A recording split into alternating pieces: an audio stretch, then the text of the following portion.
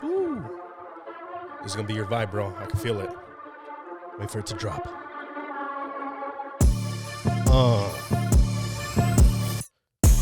What's up, people? Annibal here, Dreams to Reality podcast, and this is episode 36.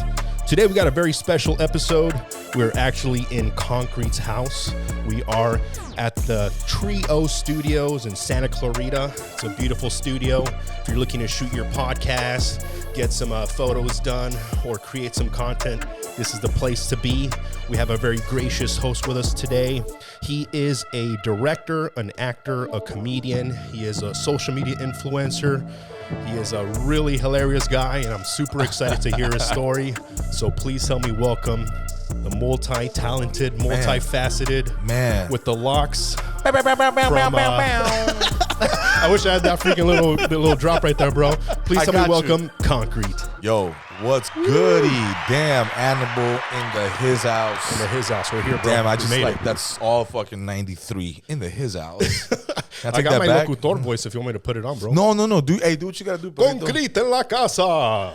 Estamos aquí representando el Valle de San Fernando para toda la gente por ahí. There you go, brother. How's your day going, man? Great, dog. Great, man. Woke up and I tickled my son for a little bit, made him laugh, chilled for a little bit. Yeah. Got ready just like every morning, and we hit the studio, we pack up, went and shot a music video today for Industry Music Group.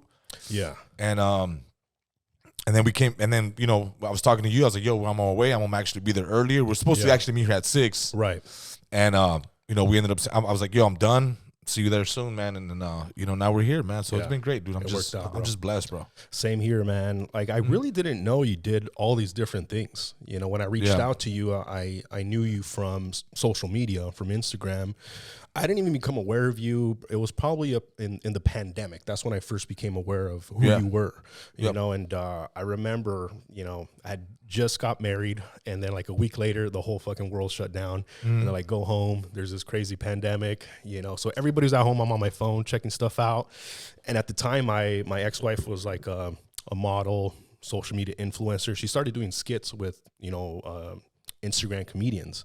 And I remember the first one, actually I came out in it too, we did was with this guy named Joker, and he's like a comedian rapper and stuff.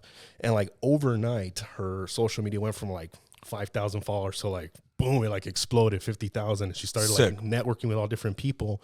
And then I came across your page. I'm like, man, this guy's freaking hilarious. Like your skits that I would see, your different characters. I thought you were just hilarious, and I connected a lot with you because, I'm Mexican, and a lot of the humor that you have was like along the same lines that I grew up with, and I could connect with it a lot. But at that time, you weren't really like as popping as you are now. You had maybe like, I can't remember the exact amount, but I would say you had like, you still had a pretty big following. It was like 30,000. But I look at your stuff now and it's like, you're everywhere, man. Like you have like, 266,000 followers on Instagram. You got a bunch of different projects working on. And, now that I had reached out to you to find out your story, I realized, man, this guy has a long history of being in the entertainment industry. Yeah. He's a producer. He was a rapper. He does music videos. He has a studio. I'm like, holy fuck, this guy's an all-around Renaissance man. He's an entrepreneur, and he's got a bright mind. So anytime I find someone that I see that are successful in their craft, I want to find out, what was their journey like and what insight and wisdom they have. So first off, I really want to thank you, for sharing your time and allowing me to come to your home. All good, man. It's freaking You're welcome, man. Brother. You're welcome. And I just really wanted to find out, what did you used to do before you got into this, and what led you down this path? Man, it's like, where do it's hard to find out where to start. Yeah, because like ever since I can remember, it's always been entertainment for me. Yeah. The other two passions the other passion that I had besides entertainment was basketball as a kid. Really? Like that was, I played travel ball growing up a little bit here and there. Yeah.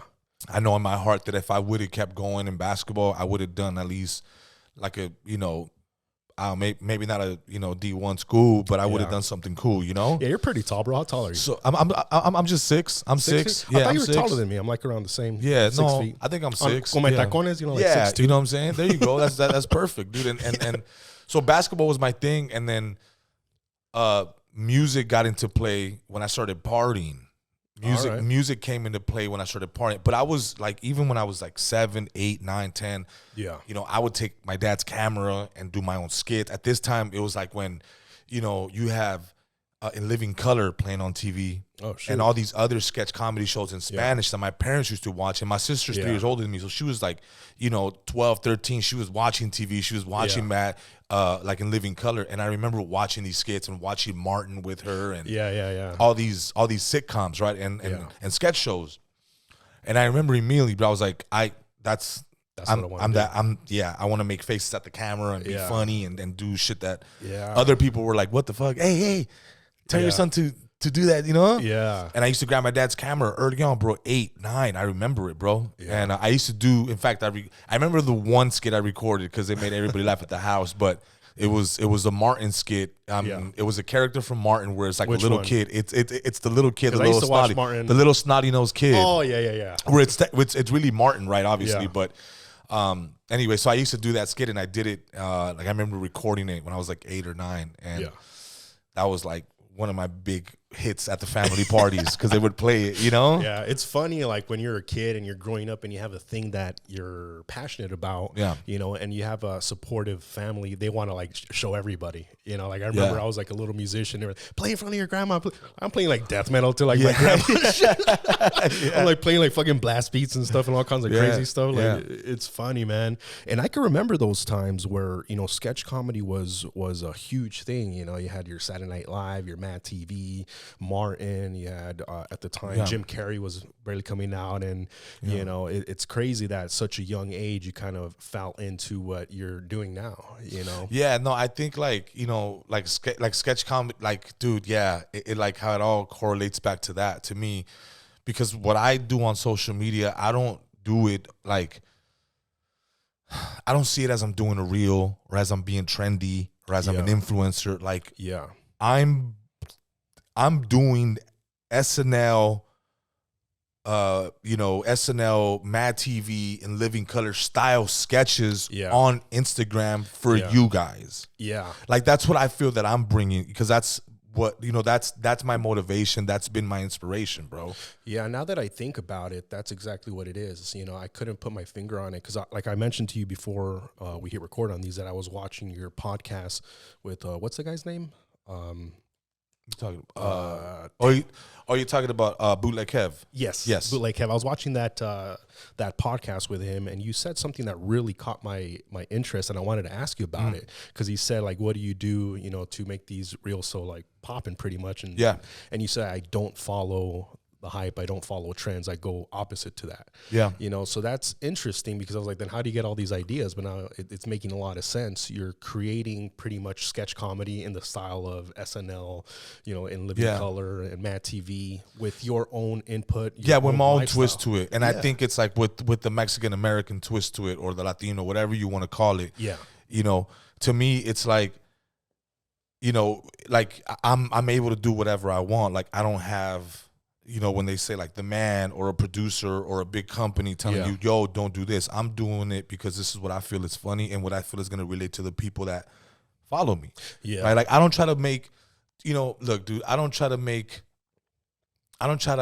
content for everybody. I just try to make everybody laugh. And you know, like, I'm not really trying to be like, oh, today I'm going to do a sketch for the black community, or today I'm going to do a sketch for the Chicano. Like, I just do me, bro. Like, and I don't try to follow the trend, because, you know, I have people that hit me up and they're like, yo, dude, I could always go back and watch this video.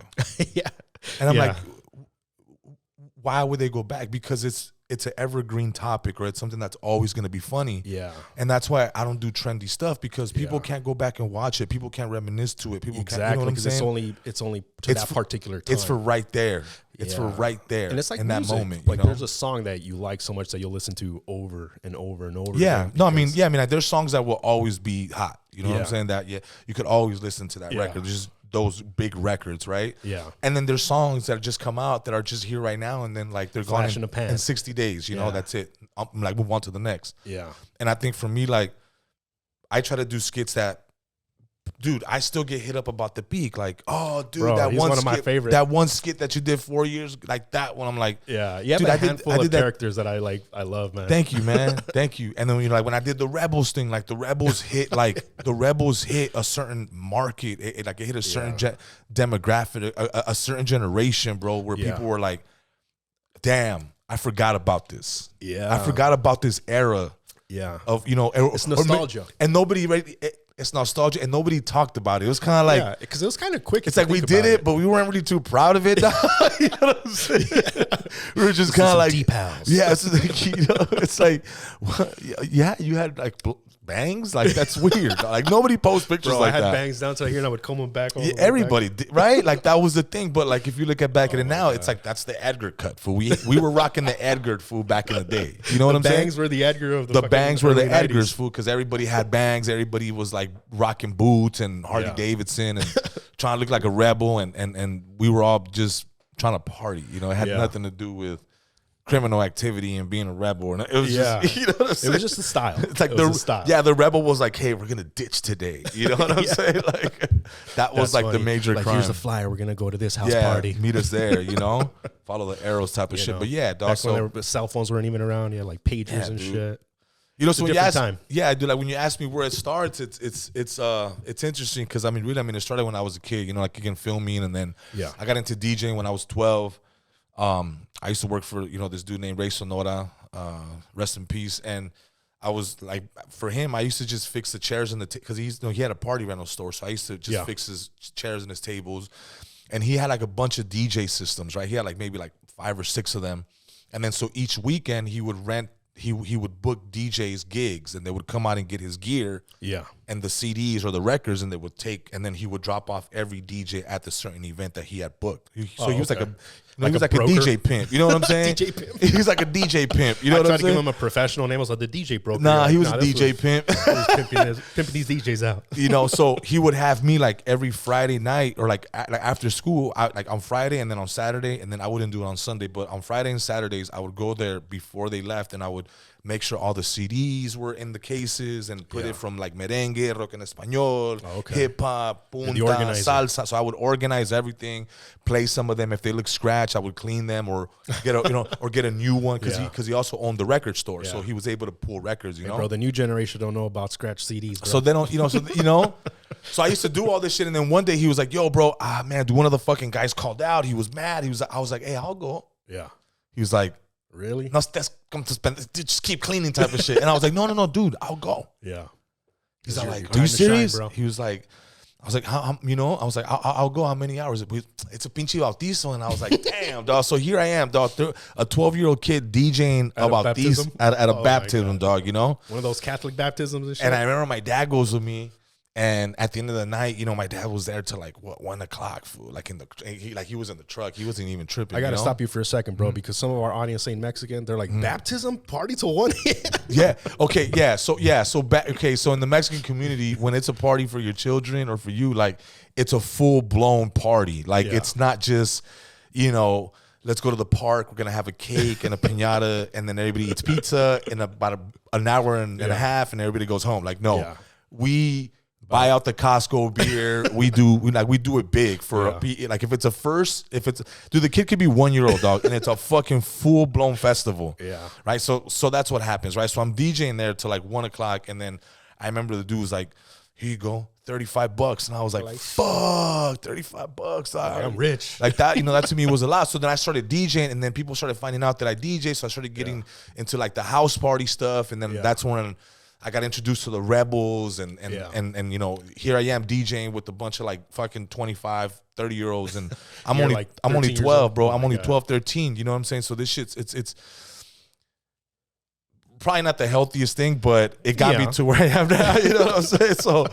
So I'm out there doing that shit, and then when I turned 15, it was like I remember mixing, and I remember watching this video about like how back in the day hip hop beats were made, and it was like break beats, and it was like you would mix this drum pattern and this drum sample, and then I was like, you know what, man, I want to try making some beats and shit, and you know, so I remember I got a beat maker. My dad bought me a beat maker at Sam Ash, and I started making beats, man. And there was shout out to Sam Ash. Yeah, shout out to Sam Ash. There was this, there was this one dude. I'm a Guitar Center guy, bro. Oh yeah, well Sam Ash was at the time giving good deals. Yeah, good deals, dog. Those Christmas deals, huh? No, at the time it was like when they were barely introducing no interest rate, for 12 months. There you go. I think I stole those motherfuckers. No interest for 12 months type of shit. Yeah. So I got this beat maker. I get introduced to this dude named Lyric. I forgot through who. And then he introduced me to a guy named Chuck Heat, which was a producer at the time. And, he was like, yo, whenever you want to come to my house, man, just come through and you can, make beats or whatever. And I was like, I'm there every day, dog. So I started ditching school. Like 10th grade is when it was like a wrap for me. It was just like I was there, dog. 11th, like going into 11th. And so I started really ditching and just going to his house and learning how to make beats. And then I ended up putting up, my boy JQ ended up giving me a laptop. Yeah. I remember he came by the house. He's like, yo, man, I got this laptop. I know you're making those beats. I don't really need it. What the hell? He just gave it to you? Yeah, dog. My boy JQ, man, Julian Quincy. I swear to God, bro. Shout out to Julian. And so he gives me this laptop, and then now I have a beat maker, and now I have a laptop. And then Lyric was like, hey, dog, all you need is that shit called Cubase. And I was like, Cubase? He's like, yeah, dog, it's like $200 for a Guitar Center. You'll be able to record. Yeah. I was like, all right, fuck it. So I go and get the Cubase. I come back. He's like, yeah. He's like, fool, now we need a fucking mic, dog. You know what I'm saying? You're upgrading, bro. So it just keeps piling on. Okay, now we got the speaker. Okay, now we're recording. At this point, I'm 16, and I'm starting to have dudes come to the pad and record. And bro, you had a full-on recording studio. Dude, early. Yeah. And then I started making What songs. year was this, if you don't mind me asking? I was 16. This is 2001 now. Oh, okay. This is 2001. Damn, that's crazy. Yeah, because this is like the early age of, before, if you were an artist and you wanted to record, you had to pay a recording studio. Which, they were like, you go in there, the boards are like fucking from here to this wall of all kinds of shit. Like overwhelming. You had like the professional sound booths. Yeah. I mean, mics. I think like in 2000, it switched like in 98, because in 98 they were doing these things called, they had these recorders called the CDRWs, and it's rewritable CDRs. Yes. Were they like the smaller ones? No. They were the regular CD size, but they were called CDRWs. Oh, yeah. You can record on them. And then so you would put that CDRW, and you had something like this, like these little recorders, right? Like a mixer. Yeah. And it would give you 8 tracks, and when you press the button, it gives you another 16. Yeah. So we would put the beat on track number 1, and then record from track 2 and on, bro. But we would sit there, and then you would have to bounce it, and then you would have to mix it like all right there. Dude, it would take like days to record a record, bro. Days to record a record, right? And then once I got the Cubase, it was like, oh, it's on like fucking cracking, dog. And I started recording dudes like $20 an hour just coming in. I was making my money like that. Yeah. And it wasn't until like, I want to say, I don't know, like a couple years later, I was like 17, 18. I was making beats, but none of the people that were kind of like coming over to record on my beats, I didn't like them. Like I've always had a keen for music and what I wanted, right? Yeah. And none of these people were really fitting my shit. Yeah. And I remember I was like, you know what? I'm just gonna start writing my own shit, and I'm gonna start rapping. And then so I started rapping. My cousin P started rapping, and my boy Tech and Steve started rapping. So we became this little group called Effects. Effects? Effects. EFX. Yeah. You guys were like a Tribe Called Quest or something? Yeah, kind of like vibe, you know what I'm saying? Like it was What'd you dress like, bro? Do you have some of those pictures? Yeah, dog. I mean, shit, whatever was hot in 2002, dog. 2001, 2002. I mean, I'm pretty sure it was like the big jerseys. Nah, big jerseys, Sean John shit, you know? Okay. And so we were kind of like more like Dipset. Oh, okay. Dipset, G Unit shit, Yeah. You're a little more gangster. Yeah. So we're doing this thing, and we get signed. Like I got signed at the age of 18 to my first record deal. It was crazy. To 247 The Future. That was a company, and we did Run Record, and it was kind of like released in Europe, and it did its thing out there, whatever. And then we left the label like a year after that. Like it just wasn't working out. Like the group kind of fell apart. Yeah. And it's difficult to have a group, It I think is. It's a lot easier when you're a solo artist because you're complete. And then like you got control. kids, and then you got kids that are growing, bro. We're all like 18, 21, 20, so everybody's growing up and they're starting to want to do different shit. Like it started out as like, it's fun to record, and I was kind of like the only one that was like, no, this is what I want to do. I'm really serious about this, guys. You know what I'm saying? Everybody was like, okay, cool, man, we'll see you later, dog. I'm gonna move on with my life, type of shit. Yeah. And so I'm the one that kind of kept going at it. And then in 2000, and I want to say like 4, 5 or something like that. I recorded a record called I recorded a song called Industry Beef. Yeah. And this was a record that got me like noticed like a lot in the streets and like in the valley and shit like that. And a lot of people were listening to this record. Did you grow up here? I grew up in San Fernando. San Fernando, okay. And so I did that record, and then I got signed to Steve LaBelle, and at the time he was managing Bone Thugs, and he had worked with like Run DMC and like Bone Thugs, just a bunch of different artists, Mariah Carey, and he had a pretty good network of people that he was managing. Yeah, he's a gigantic he's just entertainment producer now. Yeah, dude. So so it was Steve LaBelle, Sean and Lewis from SNL Entertainment, and then so they signed me to that, and then I was with them. And with them, I put out my first record called Certified Kush, and then that one got played on Power 106, and that was like the first time I ever had a record. Were you on Tito's Top 404? Nah, I was on actually that was my shit, bro. Felly Fell broke the record at 2, okay. at the new at 2. Yeah. So he broke the record, and then a bunch of other low stations picked it up, and that was cool. And then through all this shit, I'm touring, and I'm I'm doing a bunch of shows, and I'm doing everything. And in 2008, my best friend passed away. Right when we had dropped another single called "We Can Make It Rain," and "We Can Make It Rain" was my second joint that had hit the radio stations. Yeah, and that was playing like across the country, like 65 stations. Yeah, at this point, and now I'm starting to get calls for shows. And in between all this, I'm dealing with my best friend's death. You know what I'm saying? How did he pass away, if you don't mind me asking? Just dog, the lifestyle, bro. Did he get what I'm shot saying? or something? It's a lifestyle. There's a lot of substances involved in this industry. Okay. You know what I'm saying? Yeah. And when when you're so deep into you having fun and all that, we were young. There was no accountability in a way. You know what I'm saying? Yeah. And even for myself, I was doing shit. You know what I'm saying? I was having fun myself. Yeah, that's a topic that we touch on a lot on my show. Yeah. Is as you start to climb and you start to get involved in more and more things, there's always going to be temptations, and there's always going to be substances. Not only drugs and alcohol, but women and gambling, and these things can sidetrack you from your goal. And not only that, they can end your life. Unfortunately, like happened to your best friend. Yeah, dude. So when everything is like happening, and you're living out your dreams, and you're a young kid, and I know for me, like I'm 21, 22. I'm like, I'm the man, dog. Yeah, and nothing can stop you. You got to think about like, how cocky someone can get and how egotistical someone can become so young, and things are happening for you. Yeah, and I'm not saying this happens to everybody, but it definitely did happen to me. You know what I'm saying? And I was to a point where I wanted to make decisions that people that have been there before knew what to do. And I was like, nah, let's go this way. Yeah. So we got to go this way, you know? weren't listening. So I wasn't listening and being hard-headed, and I wanted to move faster, and, people wanted to develop me. Right. They wanted to develop me and make me into an artist that they saw. I thought I already had it. Yeah. People seen promise, but it was more like you got a long way to go, and I didn't see it. Yeah. Another subject that we really touch on a lot here is mentorship.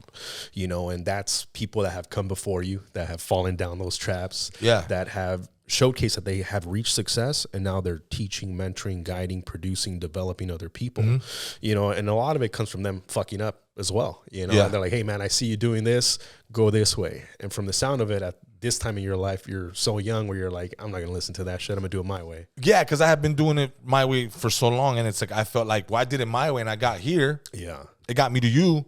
Yeah. So that was the mentality. Yeah. You know what I'm saying? As opposed to saying, okay, good, I got myself here. Yeah. Let me put my career in your hands. You've done this before. Yeah. And let's go. Right. I'm down to work. I'm the process. Right. I wasn't really to go through the process, right? Yeah. And it just didn't work out. Like after my best friend passed away, I just, like I stopped doing shows, and obviously we didn't keep pushing the record on the radio. It was going great, and I kind of just didn't want to do it, bro. I was out of it. I was done with it. Yeah. And then in 2009, I started kind of doing my acting thing, right? Okay. So at this Did point, you take a professional? I never took classes? professional acting lessons or nothing. So I've never been into a class or nothing like that. It's all just been self-taught, right? Yeah. And same then, thing for your for my video work. Yeah, no, I mean I've had people help me along the way for sure. Like I'm not gonna say I wasn't taught. Yeah, a lot of people have taught me stuff, but when it comes to the acting, it's just been more me and just I guess my ability to just go there and just take it to a certain character or whatever, right? Yeah.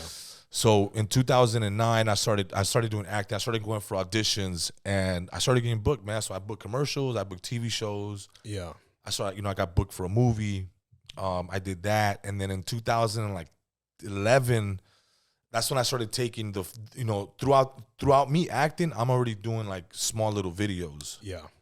But I'm not taking it too seriously, I'm just kind of like I want to do the acting because I was booking stuff. Yeah.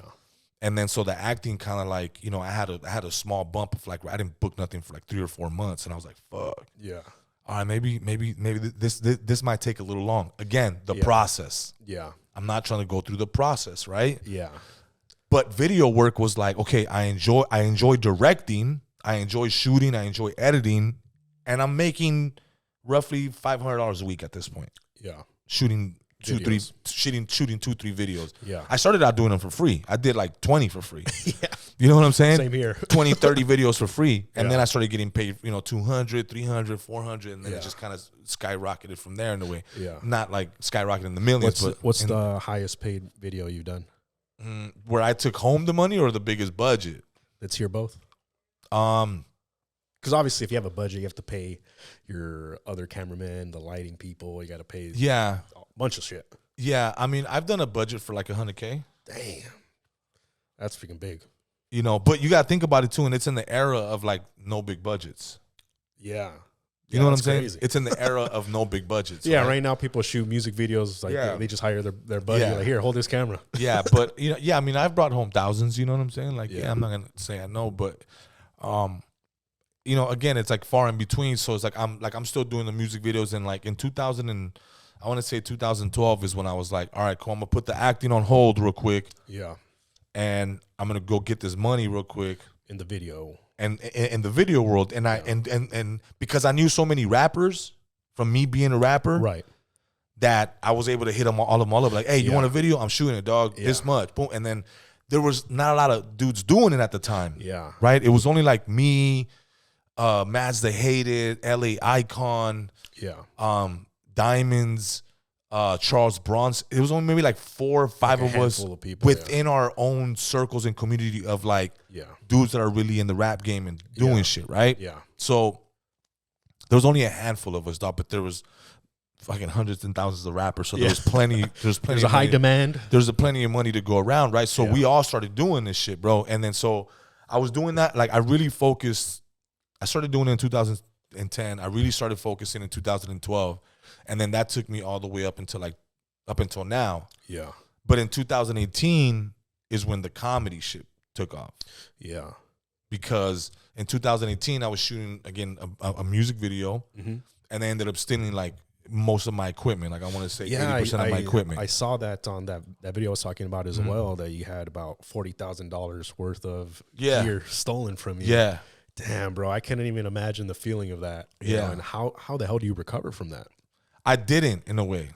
That's what led to what you're doing now, is what you're saying. Yeah, like I didn't recover from that, like in a way at that point, right? Yeah. Because, I'm not getting calls from music videos because people know that I got my shit took because I did a video explaining what happened and then asking for people's help and whatever, right? GoFundMe? And like, no, there was no like I didn't even do a GoFundMe. Actually, my cousin-in-law, Burst Rock, did a fundraiser for me, dog. Oh, okay. And they actually raised $1,700. Shout out to the Funny Bones crew, Soul to Soul, Burst Rock and the whole team, man. Thank you guys. And so they raised like $1,700 for me, dog. So I ended up getting the laptop, and I had all these little things, but it wasn't to what I was doing before, right? Like, so I'm doing that, and at this point, dog, like I'm like depressed, defeated. I can only imagine, man. That's a dark. Because that's how, dude. That's how I'm feeding my family. That's how I'm feeding my, my wife and my son. At the time, are you married? Yeah, 2 kids. Fuck. Yeah, so married. The pressure's on. Yeah, married, 2 kids, and I just lost everything that I've worked for the last 10 years. Yeah. Not only is it, $40,000 worth of gear, but it's also the way that you make an income. Yeah, that's it right there. That's it right there, bro. You know, and I'm gonna get insurance on my shit now, bro. Yeah, you got. So dude, I'm over it, dude. At this point, I'm over it. I'm like, fuck it. I was really thinking about like, I'm just gonna get a job. Yeah. Just go figure something out, and then try to get this 401k and just maybe let all this shit go in a way. Ready to settle. I'm ready to settle in a way. Yeah, I'm trying to take a settlement. Yeah. All right. So then, I'm sitting at the desk at the studio where I'm at, and I'm really just saying my goodbyes. I'm just kind of sitting there, and I'm like, fuck, I'm done. And I see a video on YouTube of a dude singing, like in a subway in New York. Okay. Negrito, right? Yeah. He's singing, beautiful, amazing voice. Okay. Dude's killing it, bro. Yeah. And I'm watching this video, and I'm like, yo, what if I did a reaction to this video? Yeah. Right? So I'm doing that shit. And then like a day later, MGK and Eminem were going at it. Okay. Remember when they had that beef? I remember the beef, yeah. MGK dropped this beef. And I was recording I was like, you know what? I'm going to record. I was like, I'm going to do a recording of me reacting to the MGK diss to Eminem. Right. And I started making these funny faces like, right? I'm doing all this shit, right? Yeah. And I post that shit, and then boom, it got like likes. Yeah. I was like, oh shit, okay. I was like, all right, there's, I got like 10 comments for him. I was like, that to me was a lot. Yeah. What was your baseline before that as far as posting something? Would you get like one comment? No, like I would get likes, dude, but it was like maybe a couple comments, like cool. My mom, looks cool. Yeah, my mom be liking all my shit, and bro. it's still all there, bro. If you go past 2018, you'll see all the traveling and all the countries I've been to, and everywhere I've shot, and like I've done some cool shit, bro. Like I've been to the pyramids, I've seen the Mona Lisa, like I've done some cool shit, and nobody cared about that. Yeah, they're like, great for you. They're like, that's good, man. Yeah, worth the peak. Yeah. So then and then that same day that I did that skit, I was like, fuck, let me find something else. Yeah. And I started looking through some more shit, and there's a video of a lady that's she's getting taken out of a store because she got caught stealing. Oh, okay. And I was like, dude, that liquor store looks like the gas station down the street from here. Yeah. And I was like, okay, cool. The video's at night. It's from this angle, this kind of lighting. Okay, I can edit that in Premiere. Yeah. I said, I'll edit it, boom, I'll splice it and make it look like I'm really there. So I did the video, bro, and that shit, like I dropped that shit at 5 or 6, I remember. Yeah. And it got like 100 comments, bro. And then I got like 300 follows like that. And I was like, what the fuck? And I got home and my girl's like, you see that? Yeah. And I was like, yeah. I was like, keep going or what? She's like, yeah, just do it. Yeah. And it was like, all right, cool, fuck it. Let's go. We're going full blown on this comedy shit. Now I'm going to take my comedy seriously. In fact, I still have skits from comedy that I did on YouTube from 2009, 2010. Yeah. That you can go and watch. Oh, shit. So you've been doing the comedy thing for a long time. But it wasn't. You didn't take it seriously. But I didn't take it seriously, right? Because I was just so busy and like, I want to be the rapper. No, never mind. I want to be the director. And I shot me. And I successful. I've done great with that, But it wasn't my passion. Like, I don't think it was my calling. My passion was music and video, but I think my calling is making people laugh. Yeah. And I think there's a big difference. I think it's a big difference. Yes. You could be great at something, but not be passionate about it. Yeah, absolutely. Absolutely. But I know there's quite a people out there that do that. You know what I'm saying? I mean, sometimes people, they have to make a living. They have to pay the bills. They have things, and they're really good at accounting. But they don't like that. But they don't fucking want to do accounting. You know what I'm saying? They're into being a dominatrix or something. So here I am, bro. It's 2018. This comedy shit is looking promising, and then I drop a skit. What skit was it? Oh yeah, I dropped a skit with my boys. In fact, it was with Sakan. Yeah, I had a couple other rappers. Compton Menace was in it, and that fucking skit blew up. Yeah. Huge skit, bro. And that was the first time I ever got reposted by somebody. and it was the first time I ever got reposted by a comedian. Who was it? And it was George Lopez. Oh, no fucking way. So I DM him immediately. I was like, thank you, bro. Yeah. And he was like, no, it's all good. Hey, shit's funny. Keep going. And I was like, no, I just want to let you know I'm from the same city, bro. I'm from San Fernando, like the same city. He was like, then even more of a reason, dog, to go hard. You know, I was like, cool. And that was it. Yeah. And I was like, you needed that at that time. I needed that, bro. Yeah. I needed that because I needed to know that I was in the right place. Yeah. Yeah. Sometimes people have this this thought process of like, oh, I'm just doing this for me, you know. But you do have to listen to the feedback of your audience and those around you to know if what you're doing is connecting. It's connecting with others, and especially if you're an entertainer, you know, you are an artist in a sense, and art is formless, and it's like your own representation and your own expression. But you know, if you're in the entertainment world, you should be, you know, listening to the feedback that you're getting. Yeah, for sure. I mean, yeah, you know, like I take, you know, like even when people comment like, damn, dog, this ain't the funniest you've done, dog. You could do better. And I'm like, it hurts. It hurts, but I don't delete those comments, bro. I leave them there. Yeah. Because it's a reminder that, okay, all right. You know, at the same time, bro, like, you know, 300 people in one bad comment is not going to change what I do. Yeah, exactly. It's not going to change my formula. But what I am going to do is that I'm going to strive to get better. Exactly. And to try to make hits every time I post something, right? Like I'm very particular on what I post. And sometimes it don't hit, but I try to give at least a fucking 110% effort every time I go up to bat. You know what I'm saying? I'm going to give you everything I got for that particular post. And, you know, I've been blessed, man, with the comedy gods have blessed me a lot. Yeah. Now, I mean, it's self-evident, you know. In such a short period of time, how much you've grown is amazing. But people don't know the grind that you did behind the scenes to get you to that point, you know. Yeah, so dude. That overnight success took 20 years to get there, you know. It took me. I counted them like the other day. Like my girl was like, "Yo, have you really thought like how long you've been doing like entertainment for?" And I was like, more than half my life at this point, dog. 17 years, you know? Like, that shit's crazy to me, dog. Yeah. Like, to look back and be like, yo, all I've done my whole life has just been entertainment. I mean, I've had odd jobs, but I got fired every 3 months. You know what I'm saying? Like, I've done everything, name it. I did towing. I used to sell ink cartridges. I used to sell insurance. I used to sell cars. I used to work at Ross. I worked at a bank. I did towing. I did a bunch of shit, bro. You know? I used to work at Foot Action, sold shoes. You know, so I've done a lot of shit. I've done accounting. You lived a full life, man. Like, it's crazy, but it lets you connect with your character, though. Yeah, dude. Fuck yeah. Like, you know, like, and me having traveled so much too.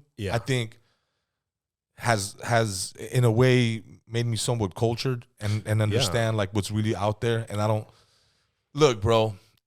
If this happens 10 years ago, 15 years ago, I would have shitted on this opportunity. Yeah. I wasn't ready for it. I don't think God took away from me at the end. I think God just redirected me. You know what I'm saying? It's interesting you say that because a lot of the people that I've interviewed have said similar things. Like I interviewed Jerry Garcia. You know, you work with him on the Toxico tour, and he said the exact same thing. He said, you know, when I started my comedy career, he was already, you know, older, and he said the same thing. If I would have, you know, took it serious when I was younger, I probably would have fucked it all.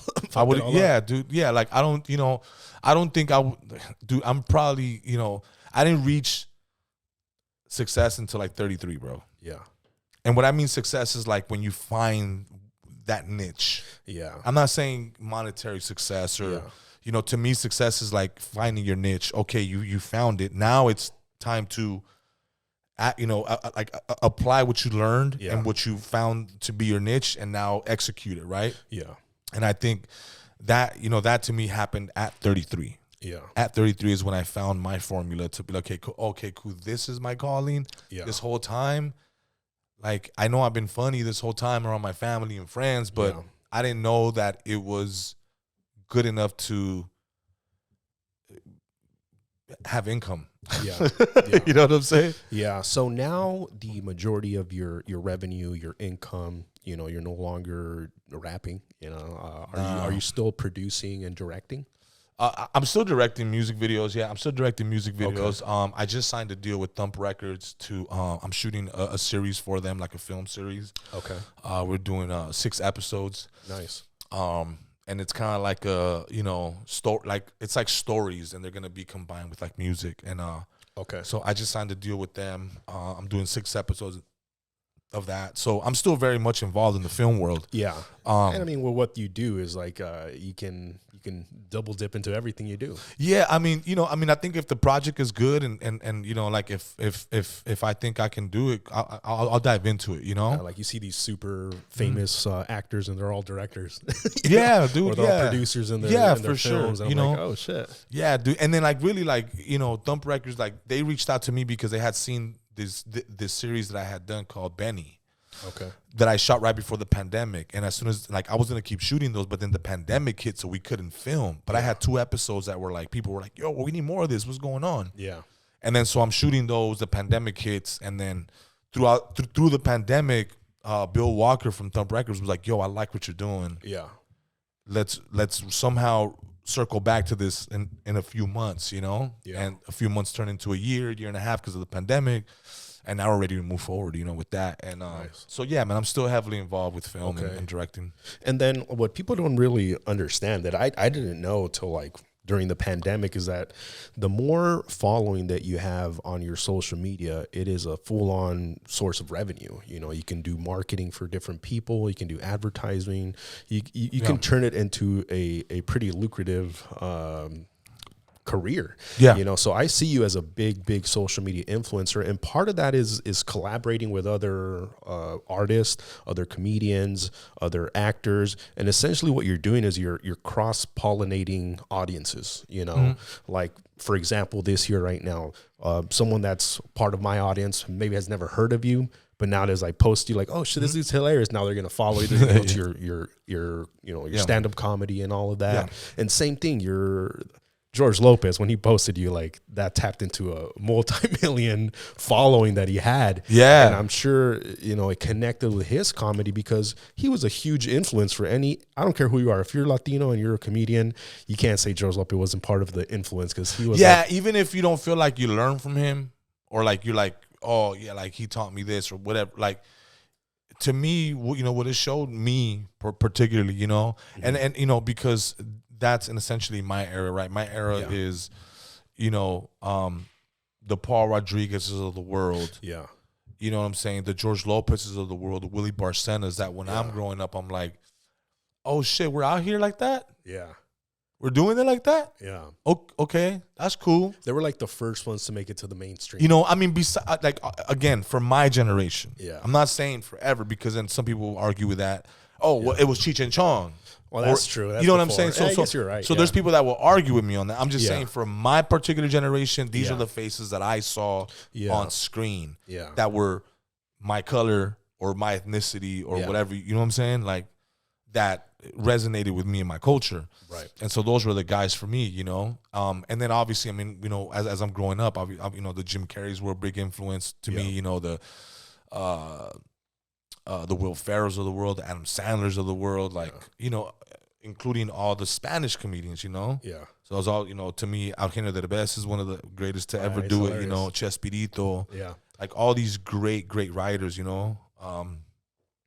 Cantinflas and all those guys. Yeah, like I saw all that stuff. Yeah. So I think every bus trip that I took from here to El Paso, Texas, all we watched was Cantinflas movies, huh? Because they're so long. They're like comfortable in that freaking just little ass. 4 movies of Cantinflas, 4 hours, dog. I think I've seen his whole Is it me or were old classic films just fucking long? They were long as hell. Like 3 hours, bro. Yeah, I think they switched freaking cassettes or VHSs in the middle. Yeah, like I remember my dad watching shit like, and he started in the morning and be done by like the afternoon. And I'm like, what the like with 1,000 commercials, bro. I was like, yeah, dude, those old films are long as hell. They're just long as shit, dude. So yeah, man. I mean, I grew up with all that comedy, bro, and I just been blessed to like, you know, find my niche. And the fact that people like it, bro, is just like, this is crazy. This is crazy, dog. I still trip. I trip out every day sometimes. Yeah, I'm man, just like, this is crazy. I walked in here, I was like, man, this dude's living the dream. He's got your studio, you got your career going, you got a bunch of different stuff going on. What are you working on now? What's like the main project that you're working on for the future? So what am I working on next? Let's see. I have obviously I'm doing my stand-up tour with Los Toxicos. I'm doing that. I'm heavily involved in that.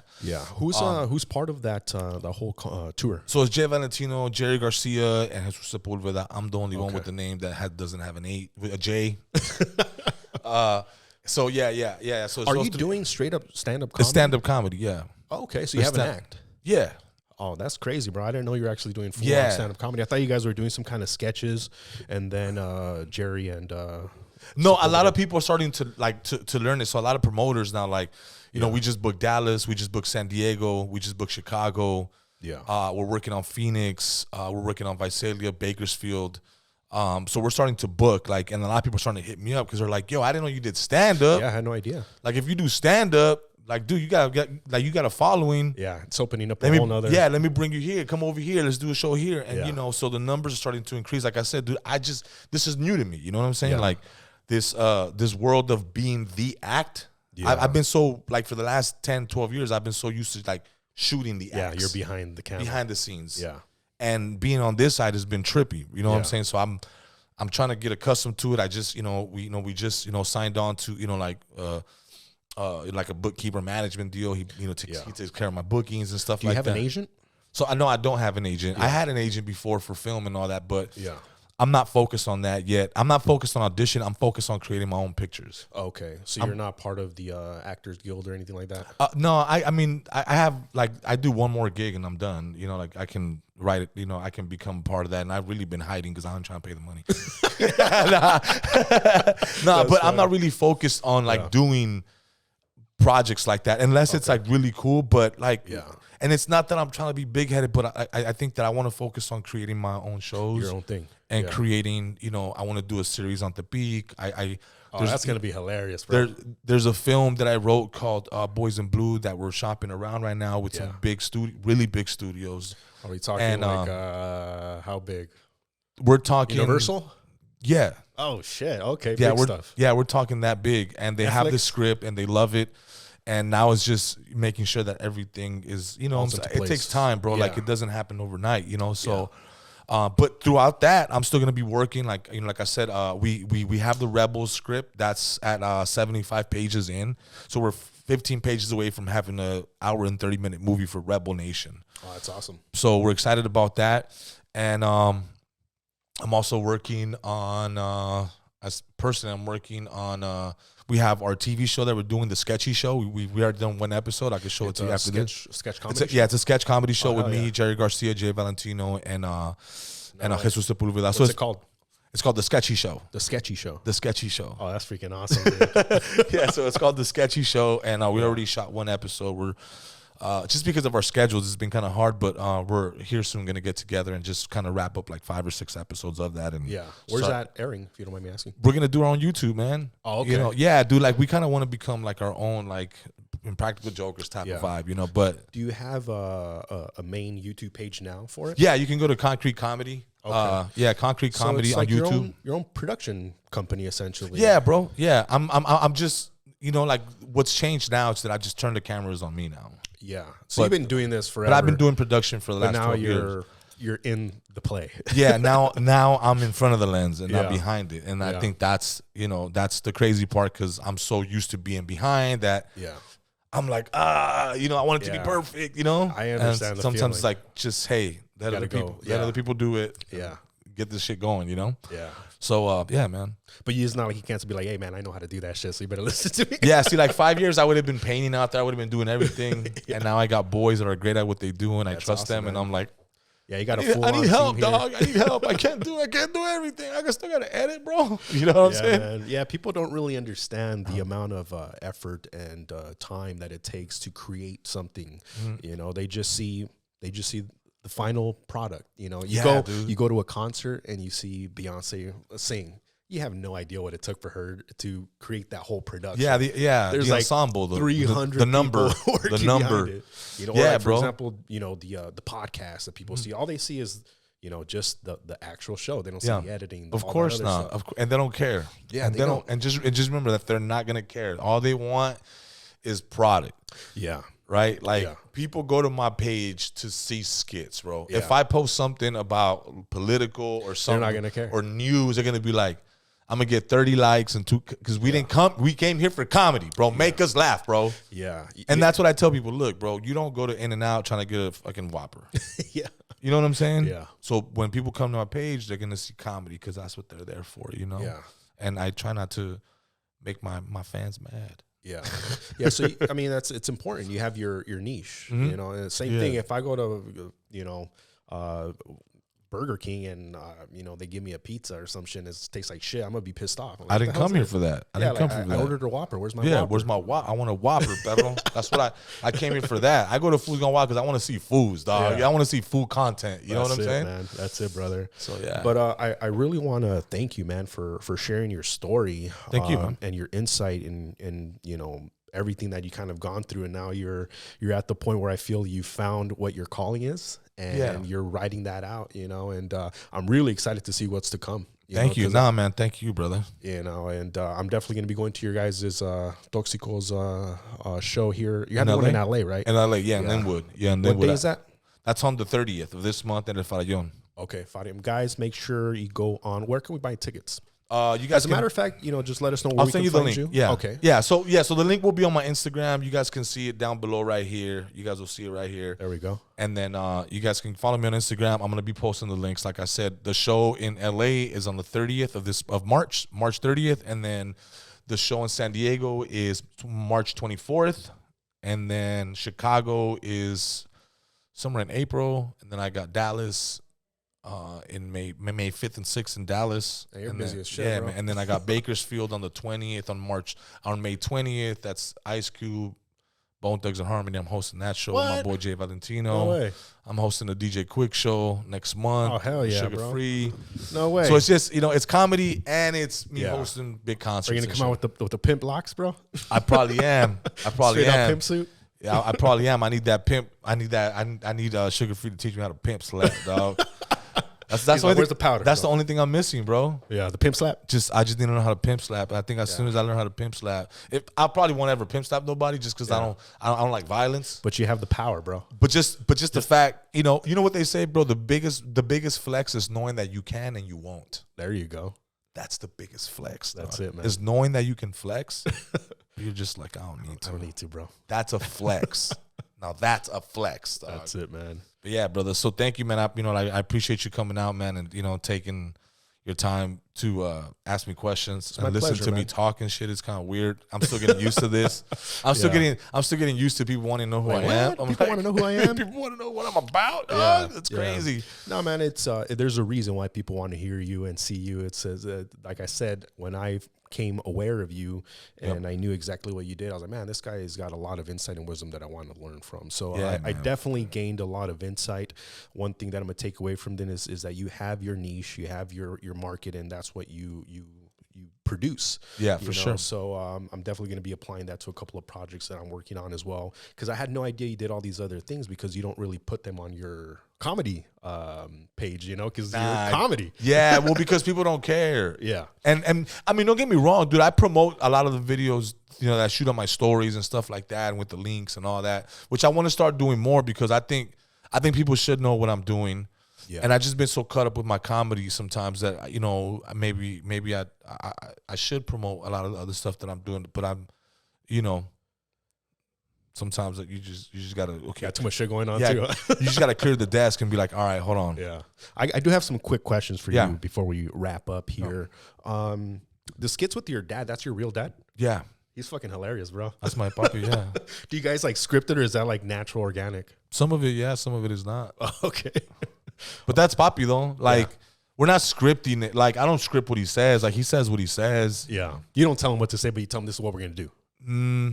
Yeah, but not on all of them. I want to say we've probably done it a handful of times, but the rest of them are like me going to his job and asking him to go. Why didn't he take me to take your kid to work day? Yeah. That wasn't scripted. I pulled up on his ass. Oh, I remember that one. That was funny as hell. And that's why he's at work and he's behind the fucking fence and all. That's funny.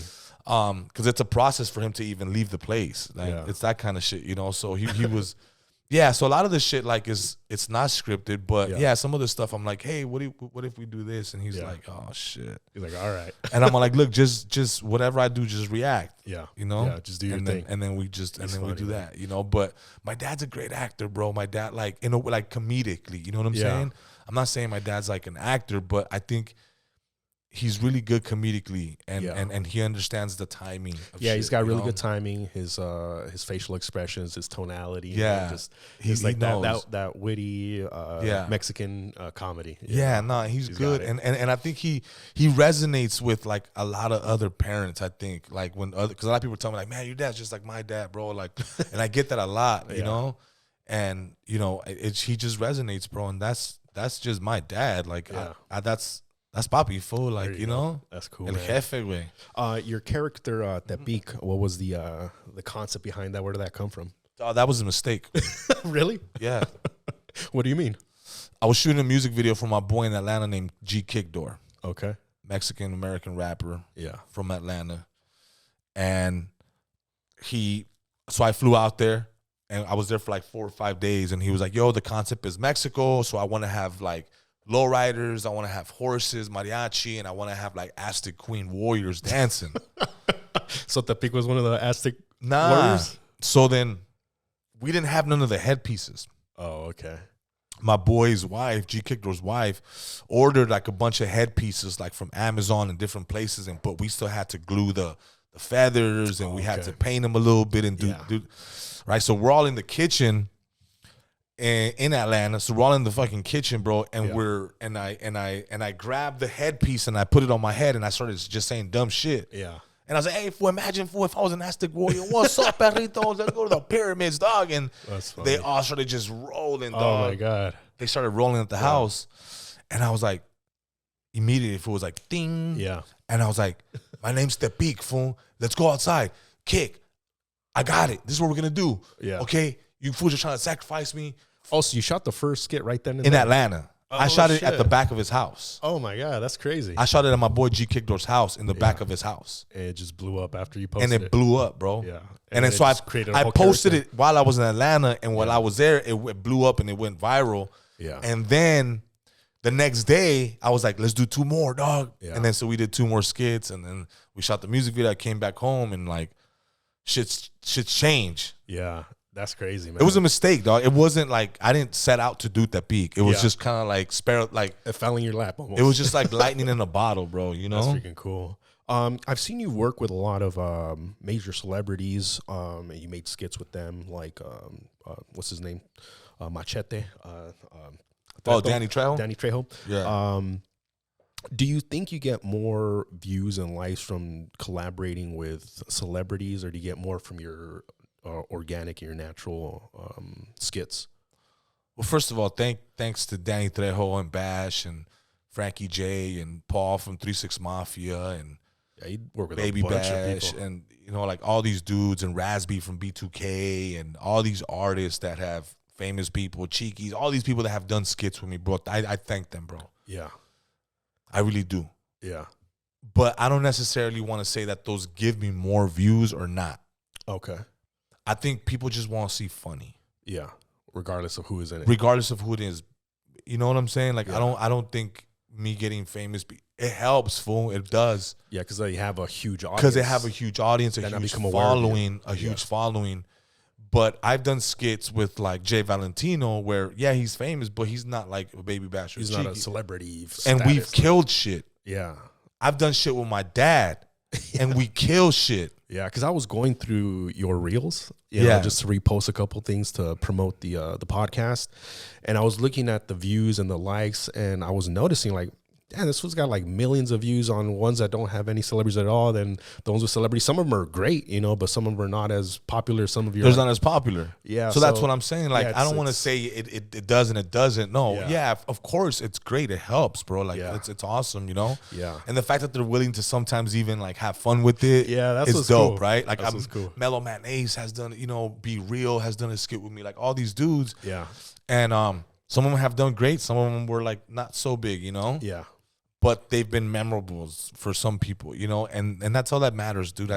I think it's just trying to make funny shit, you know. But yeah, some of the biggest skits have like, dude, I got one on TikTok that has like 15 million. My dad, like 15 million. I think it's 15 million. I have another one that's 8.7 million with my dad. Damn, bro. Yeah. So now that you go out in public, do people recognize you pretty easily and come up to you or anything like that? Because 15 million views, that's a lot of fucking people, you know? Yeah. The last one that did millions of views was the Door of the Explorer. That one's at 2.8 or 9 million on TikTok right now. Who would you say that was last week? Your favorite character from all the characters that you play? El Buki? Nah, I don't. Like, they're all my babies, bro. You like you're asking me like which one of my. You're asking me which kid do I love most? You know, like they're all my babies. Like I have. You know, I would probably say, like, to me, probably the beak is probably my favorite. It's my favorite. I got to pick. Like, and I guard the beak with everything, you know, like that's my baby. Yeah. But I definitely watched that TV series, bro. Yeah, bro. Like, you know, and that's my goal, is to make a TV series with that beak and really bring him to life, like on the big screen type of shit. You know, like an Ace Ventura type of movie. You know, with the beak. You know what I'm saying? Do you think he is a part of your personality? Or is it a completely different Every character is a part of my personality. Even the bro homie is a part of my personality. Yeah. You know that character? No, I don't think it's in the car, and I talk to myself, kind of. I think I've missed that one. Yeah, so I've had a couple that have hit 1 million views on those. Yeah. And I've been that bro homie. Okay. That's what I went back to. Like, you've played so many roles in your life that you could connect to them as a character. Yeah, like, I think every character has a little bit of me in it, for sure, dog. For sure. Like, I've been the bro homie. I've been the homie that brings Shasta to the Super Bowl party and I'm drinking the Cokes, you know? You know what I've been that funny, bro. I've been that homie, you know what I'm saying? And it's okay, you know, because now I bring Cokes. You know what I'm saying? Like, you're bringing Mad Dog 2020. Like, hey, where's the Patron at? I'm the guy that takes the President Cola, the Stars and Stripes Cola. Oh my god. And I was drinking the Cokes, you know.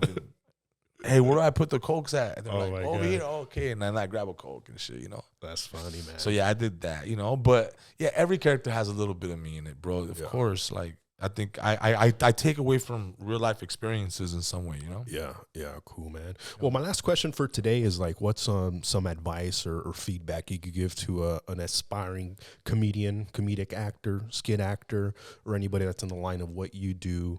Because one thing that I kind of heard you say a couple times is that you weren't willing to go through the process, but it sounds like now you are. You're going through it, but, you know, in your own words, kind of give some guidance. And I know it sounds cliche, bro, like, but you gotta be okay with fails, like with L's and with failure, and, you know, like in this entertainment shit, right? Like the way that this works, like I see like the way a rapper records and the way I do skits, like the more songs you record, right? That to me is like the more darts you have, and the more darts you have, the better chances you got at hitting that bullseye. I see.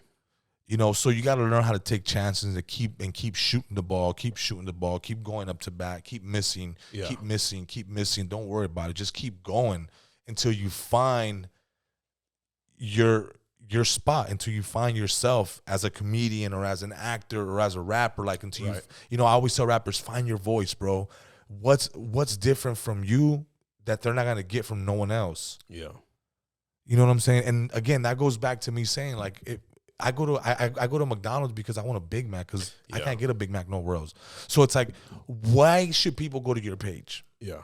Why should people go to your page, and why should they stick around? It's because you got to give them something that they can't get nowhere else. And once you find that something, bro, then you got them. At that point, you can start introducing different shit. The same way McDonald's introduces from one cheeseburger to a Big Mac. And once we like the Big Mac, we like the quarter pounder. And once we like the, you know what I'm saying? And that's the way it is. You got to get them with something.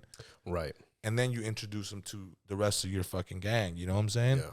And that's just, you know, just don't be afraid to fail. Yeah. And just keep pushing, you know, keep pushing. And lastly, is just because it's your passion, it doesn't mean it's your calling. Yeah. You might want to be a comedian. Your calling is like, you know, rescuing animals. Yeah. What do you think is the difference in your words or in your mind? As far as what? Your passion and your calling. What's the difference? Well, you could be passionate about doing something. You know, I could be like I'm passionate about doing music videos. I love the process. Yeah. I love editing. I love the coloring. I love seeing it from beginning to end. Yeah. And I reach people with it. But with my comedy, I feel better. So it gives me satisfaction to make people laugh. Yeah. The same way when your mom sees you eat, yeah, she feels satisfaction for feeding her son. Yeah. You know what I'm saying? Like, I feel a sense of satisfaction when I see somebody laugh at my comment. I'm like, I did my job. Yeah. When somebody sends me a message that says, Concrete, I am going through cancer right now, bro. Yeah. I am going through chemo. Your video put a smile on my face, bro. Yeah. You know how many messages? I get a ton of messages. I don't post them, bro, because it's between me and that person. Right. And I'm not the type to post pats on the back. I really just enjoy seeing those messages, though, because it lets me know, see, bro, it doesn't matter if 10,000 people didn't like it. Yeah. What matters is that person that's going through something, bro, you took them out of that hole for that day, for that minute. For those 30 seconds that you posted that video, it took them out of depression. Yeah. I've had people hit me, dude, I was feeling suicidal, bro, and like, when I saw this skit, I was like, man, it just started making me laugh, and it changed my outlook on the day. And I'm like, that's crazy, because at first I just seen it as in like, I just want to make. To me, it was just like, I just want to do my comedy. Yeah, I didn't see it as it helping people like that. See the so once bigger picture, once you get those messages, bro, it changes things, bro. It's like, definitely, I can't stop now, bro. There's people that depend on this shit, like, you know, like, yeah. You know what I'm saying? Yeah, man. Comedic relief is a giant stress reliever, and bro, it's antidepressant. Bro, they say that there's, 2-3 ways to someone's heart. Through food, laughter, and money. Yeah. And I don't got the other two. I could give you the I could give you the laughter. I could give you the laughter. I don't got the food because I ate it. You know what I'm saying? And the money, fool, I'm not there yet. Yeah. But I can make you laugh, bro. And that's definitely a way to people's hearts, bro. You know what I'm saying? And you make somebody smile, bro, that goes a long way. You know, that goes a long way. If you can make somebody smile, you can change someone's outlook on the day, and you know, really change the outcome of someone's life in a way, you know? Yeah, man, I can personally attest to that. You know, there have been moments where I'm just like bummed out or not feeling in my positive state, and you know, I'll go through Instagram and seeing your skits and shit, I just start laughing, and then for that second, you know, you're not in your own bullshit, you know. You're not in your own head. Yeah, you've embraced the character, you're laughing, you're connecting with it. So I can definitely you know, connect to what everyone else is feeling. You know? But yeah, man, I want to thank you again. I want to leave off today's show with an amazing song that was produced by the man himself. It's Tacos Al Superior. The song is called Ten Tacos. Let's go. Pull up to the drive-thru, give me 10 tacos. Pull up to the drive-thru, give me 10 tacos. Pull up to the drive-thru, give me 10 tacos. Superior. 10 tacos de asada con salsa. It don't really matter, I already got the panza. Eat